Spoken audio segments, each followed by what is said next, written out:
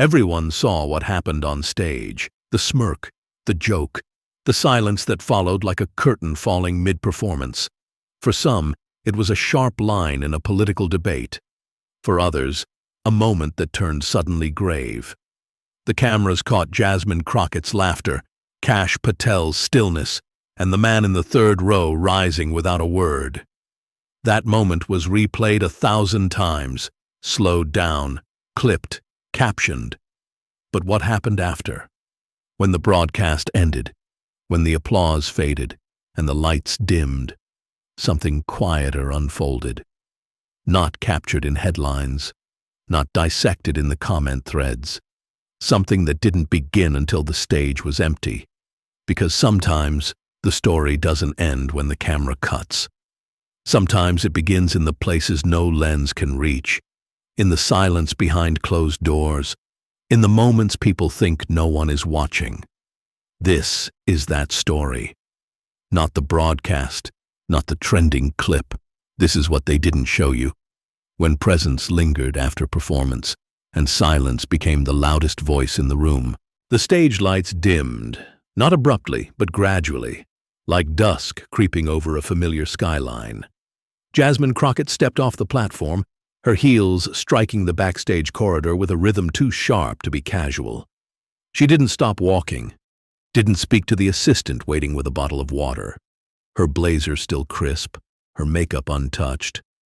But something had shifted, not on her face, somewhere deeper. Behind her, Michael Hayes was still mic'd up, exchanging polite nods with producers. Kash Patel wasn't there. He hadn't followed the others backstage.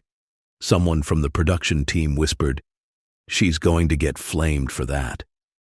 Another didn't reply, just watched the monitor, frozen on the still frame of Patel's father standing in the third row, his eyes fixed forward like they'd never moved.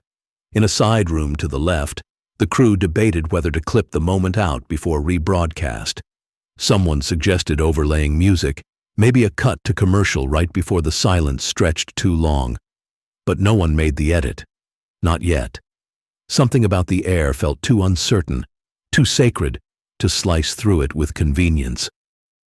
Jasmine entered the green room. It was quiet, furnished like every other studio's lounge, gray couch, too bright vanity mirror, bottled water, fake ferns. But it didn't feel like a space for rest. She didn't sit. She didn't take off her mic. She stood facing the full-length mirror for a beat too long, as if waiting for the reflection to blink first. Her assistant tried to smile. "You really commanded the room out there. Like, wow." Jasmine glanced sideways. "Did I?" The assistant hesitated. "Yeah, I think so. Though that part with Kash got kind of intense." Jasmine didn't answer. She turned and walked toward the dressing table. Her fingers hovered above her phone, paused, then lowered again. The buzzing online world was already beginning to stir. Notifications, headlines, anonymous debates stacked like digital dust. But she didn't unlock the screen. In another wing of the building, Kash Patel stood near a vending machine no one was using. He wasn't hungry. His father sat on a padded bench nearby, untouched by the frenzy around him. They didn't speak at first. A stagehand passed them, slowed a bit, then kept walking. Everyone who saw the older man now understood, even if they hadn't at the time. It wasn't that he stood. It was the way he didn't ask for anyone to notice, and yet made it impossible to look away. "I didn't plan to speak," Patel finally said. His voice was low, shaped by something less like anger and more like memory. "But I had to say it in front of you." His father didn't nod. He didn't touch his son's shoulder. He just sat, back straight, as if the bench had been carved for him. "You said it well," the man said. "Not for them, for yourself." Silence again, the kind that doesn't need filling, not between them. Backstage, someone handed Crockett a replay tablet, just in case she wanted to review her appearance before posting. She waved it off, then paused, took it, played the last 2 minutes. She watched herself laugh. Then the cut to Patel's face. Then the father. The tablet trembled slightly in her hand, not from fear, but from the recognition that she hadn't seen it in real time. She was performing, not observing. And now that she saw it, she couldn't unsee it. Someone from makeup came in. Want touch-up before press? Jasmine didn't answer. Just turned the tablet over and placed its screen down on the table. No press, she said softly. Not tonight. The makeup artist nodded and backed away slowly, as if stepping out of a space that had just changed temperature. As the building emptied, a junior crew member sat alone in the tech room, watching the footage one last time. Not editing it, just watching, rewinding, pausing, listening to the moment after the joke, after the silence. He wrote a note to himself, one he wouldn't post, not yet. The loudest moment was the one no one filled. And then he saved the file. Uncut. The waiting room was quiet. Too quiet for a building still pulsing with stage lights and production chatter. It was tucked away at the end of a hallway, where even the echo of studio noise faded. The kind of room built not for interviews or makeup, but for people who didn't need to be seen. Kash Patel sat beside his father, who hadn't removed the small badge with the 3 stars. One of them faded, almost erased by time. Neither of them spoke at first. His father's posture was the same as it had been in the 3rd row, upright, unmoving, yet not tense. It was the kind of stillness that didn't try to dominate space, but claimed it anyway. The kind people mistake for passivity until it holds a mirror to the room. Patel leaned forward, elbows on his knees, hands clasped. "You didn't have to stand," he said quietly. His father turned slightly toward him, eyes soft but unreadable. "I didn't stand for them. I stood because you were still seated." The words landed like a pebble dropped in a still lake, small, but enough to disturb the surface. Patel didn't reply. His eyes dropped to the floor, then slowly lifted again. "You didn't flinch," his father said. That mattered more than any reply. Kash let out a breath, half laugh, half sigh. "People will think I should have argued, fired back, that staying quiet was weak." The father's lips curved, but not quite into a smile. "There are louder ways to be quiet," he said. A memory flickered behind Patel's eyes. He was 8, sitting on a cafeteria bench after a classmate told him he looked like someone from the 7-Eleven. He'd said nothing, just stared at the table until his father picked him up from school. That evening, he remembered asking, "Should I have said something?" And his father replied, "You can speak if you want, but if your silence makes them wonder, you've already done more than shouting ever could." Now, years later, that memory returned, not as advice, but as confirmation. They laughed when she said it, Patel muttered. Not all of them, but enough. It was like they didn't even know what they were laughing at. His father nodded slowly. "They didn't. That's why you had to speak, but only when it was time." Kash turned to look at him more fully. Was it the right moment? His father's gaze didn't waver. When a wound is reopened, it doesn't ask if the timing is good. It just bleeds, and someone must name the bleeding.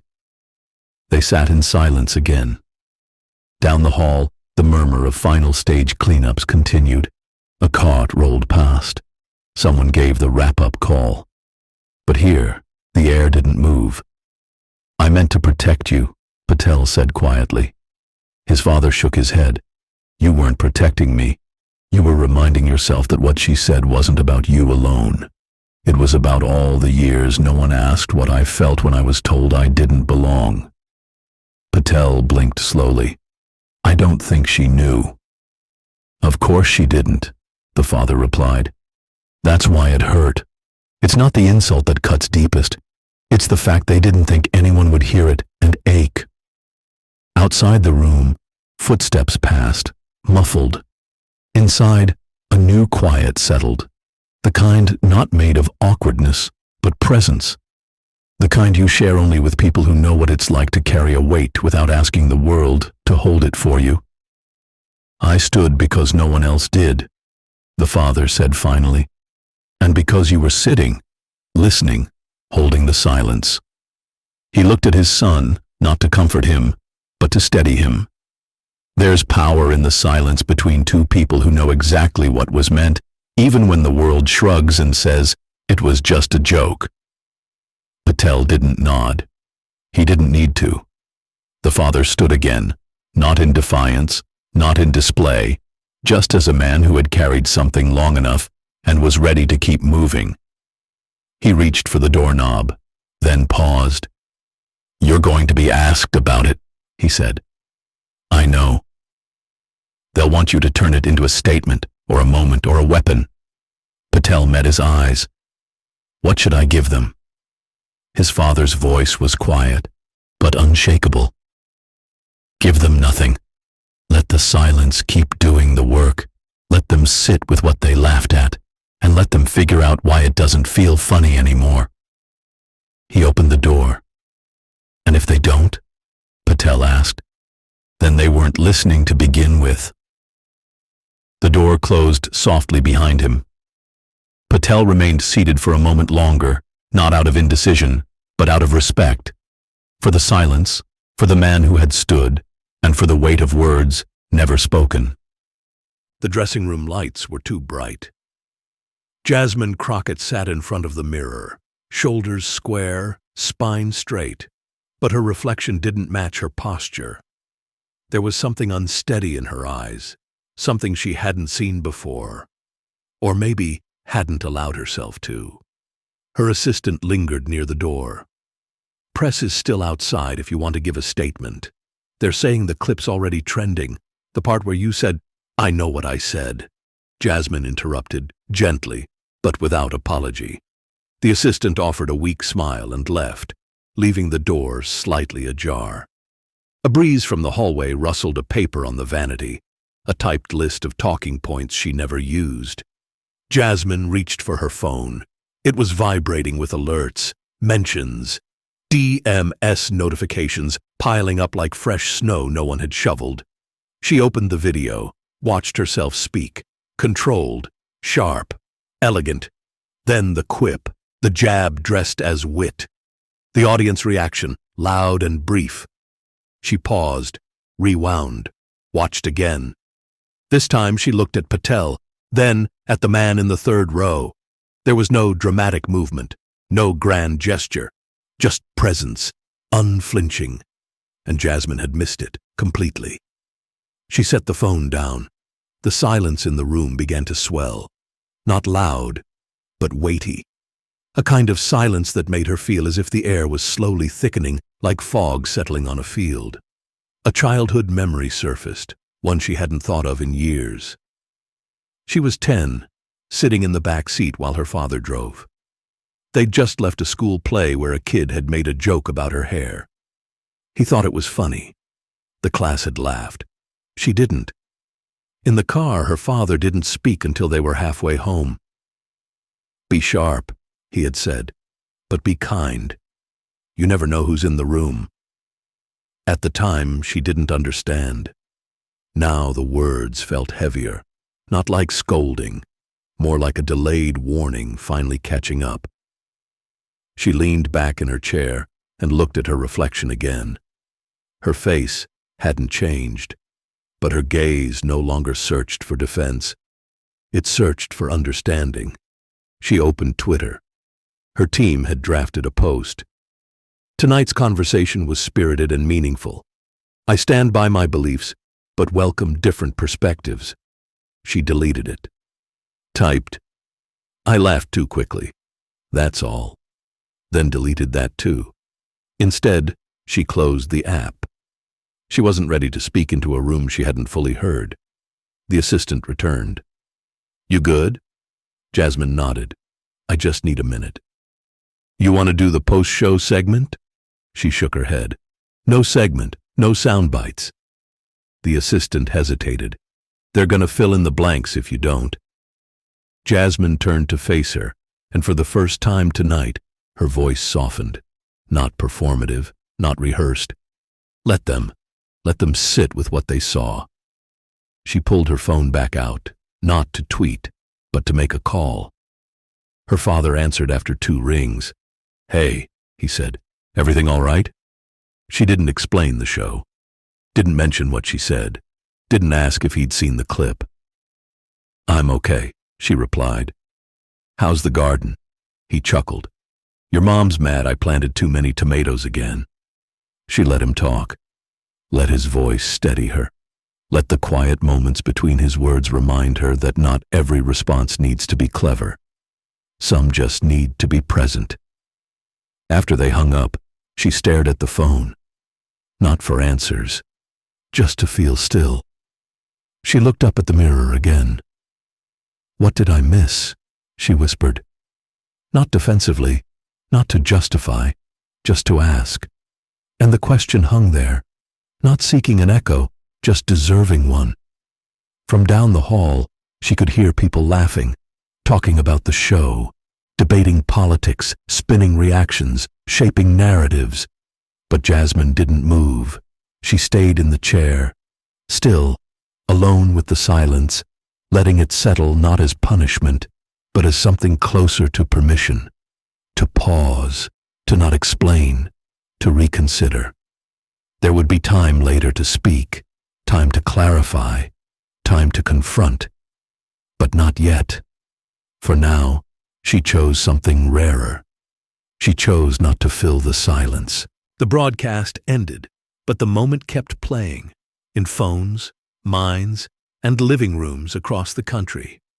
Not because someone yelled, not because someone won, but because someone stood, and for once, everyone felt it.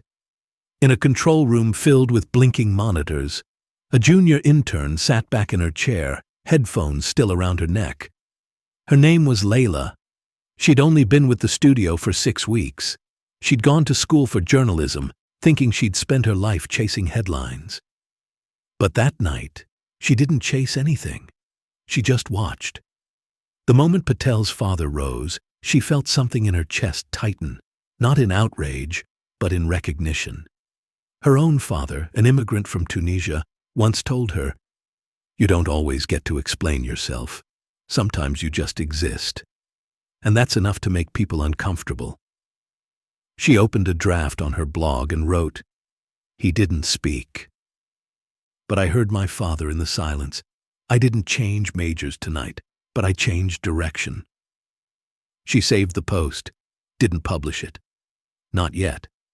Across the country, in a high school classroom in Minnesota, a civics teacher streamed the segment the next morning. He didn't introduce it, just played the clip. Jasmine's joke, Patel's silence, the man in the third row. When the video ended, the room was still, not awkward, just different. The teacher handed out a slip of paper to each student. No quiz, just a question, handwritten. What made the man in the third row powerful? One student wrote, "Because he reminded everyone they weren't alone, even if they thought they were." Another, "Because he didn't explain himself. He made everyone else explain their laughter." And one, scribbled in pencil by a usually quiet girl in the back, "Because silence doesn't ask permission to change a room."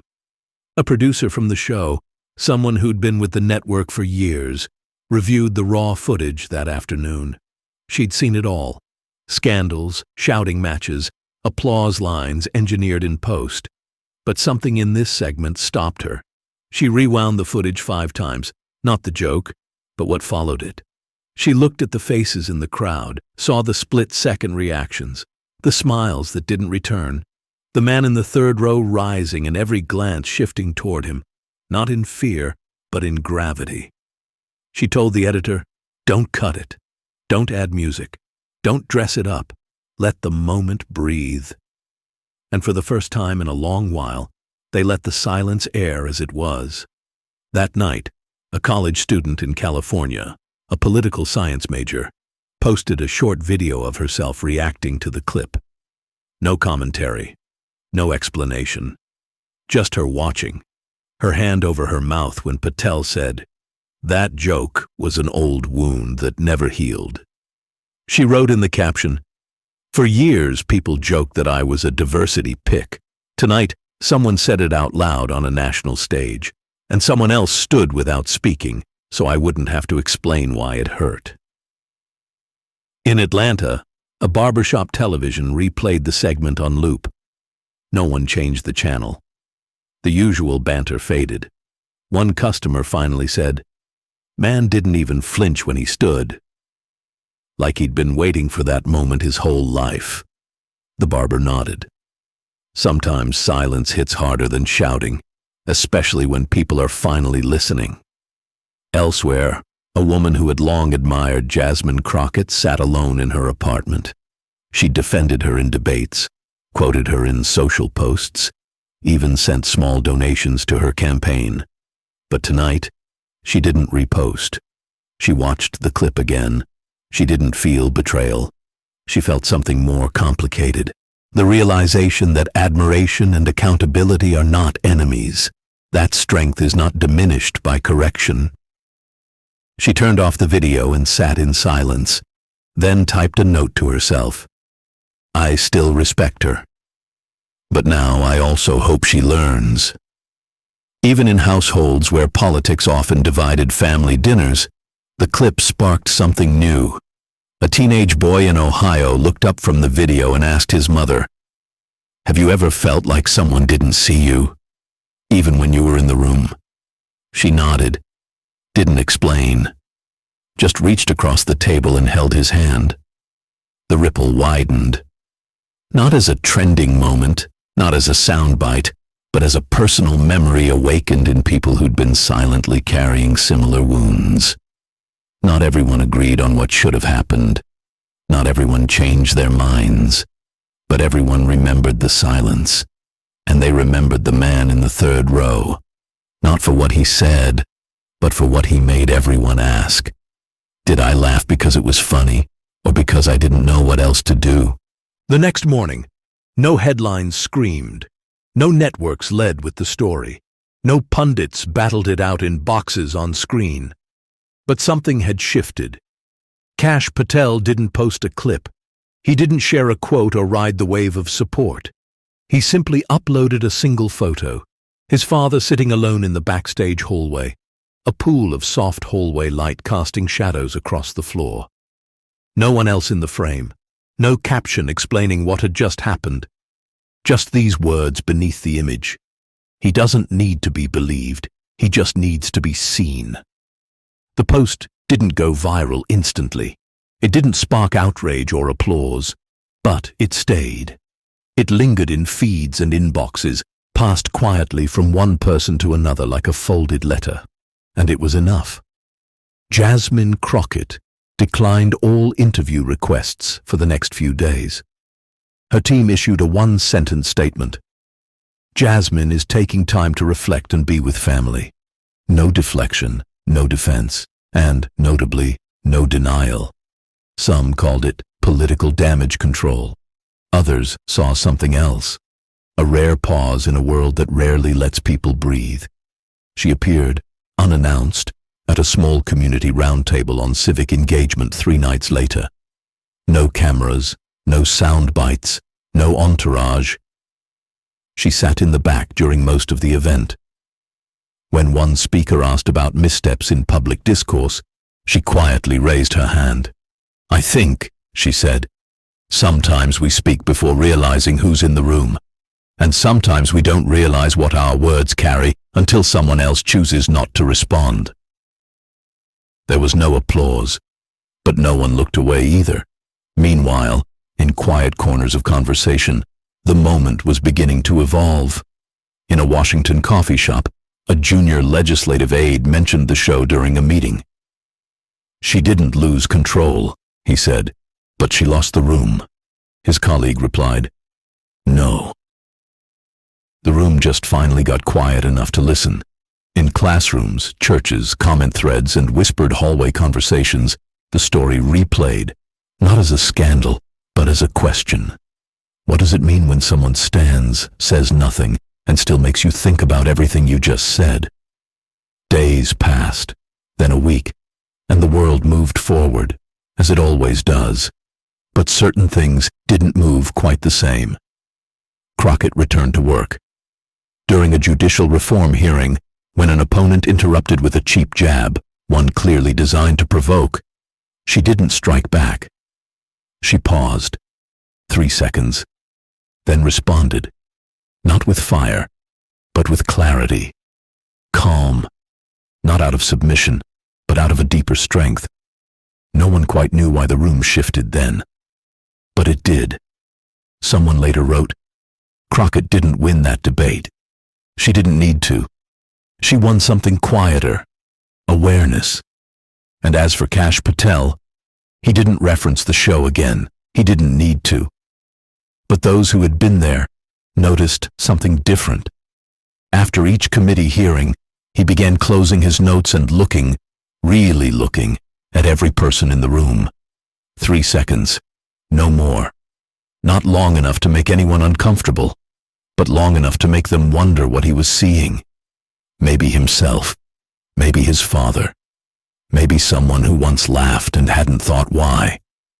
In those still moments, on screens, in classrooms, in memory, people no longer remembered the joke itself, or the applause line, or the talking points. They remembered the father who stood, and the silence that followed, asking each person not to answer, but to reflect. Everyone saw the moment, but not everyone heard it. Because what echoed wasn't Jasmine Crockett's words. It wasn't Patel's calm rebuttal. It wasn't even the laughter that came too quickly and left too soon. It was the pause, the breath between conviction and consequence. The man in the third row who didn't speak, but changed the entire room just by being in it. Behind the scenes, there were no viral outbursts, no breakdowns, no scripts rewritten, just quiet choices. A woman watching herself speak, and this time, listening. A man choosing not to argue because memory said more than rebuttal ever could. A father who had spent a lifetime being asked where he was from, standing once, not to be noticed, but to be seen. No one declared a winner. There was no closing applause, no spin that satisfied every side. There was only stillness, and the slow realization that sometimes, when the spotlight fades, the real story begins. In that space, viewers stopped replaying the soundbite and started replaying their own assumptions. Did I laugh because it was funny? Did I speak because I had something to say? Or because I didn't want silence to show me something I'd rather ignore? In the weeks that followed, no movement formed, no campaign launched, but change moved anyway, in ways too subtle to trend. People spoke less quickly, paused before finishing a joke, noticed who was in the room.